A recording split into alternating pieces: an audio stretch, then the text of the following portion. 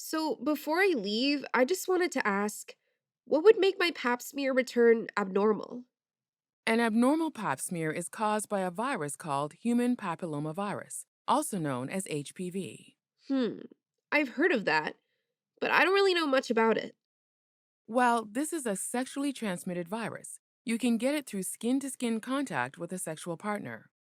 Women 20 to 29 years old are most likely to get HPV, as well as those who smoke and those with a problem with their immune system, such as women with HIV. So I'm at a higher risk because I'm sexually active, I'm 25 years old, and I occasionally smoke. That's correct. I do have to advise you that smoking is very bad for your health. This is a good time to quit smoking before you have bad health effects. Yeah, I've been trying to quit. But is it a big deal if I get HPV? It can be a big deal. HPV can cause a range of problems from harmless warts to precancerous cells. It can even lead to cancer.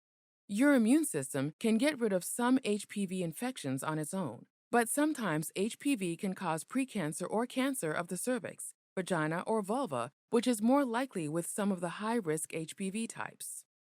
High risk types. What are those? Some types of HPV are more likely to lead to precancer or cancer. The most worrisome ones are HPV 16 or HPV 18, which will always require some type of follow up. So how do I know if I have HPV 16 or HPV 18? We will check for them with your pap smear. That's why it's so important to get one on a regular basis. Is there any way to prevent getting HPV?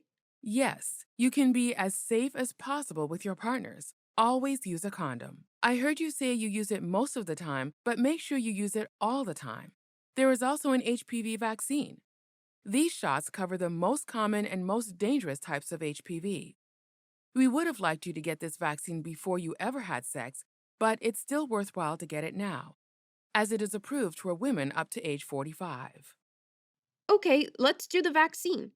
Great, we can do that. We can give you the first dose today, and you'll need the second dose in a month and the third dose in 6 months.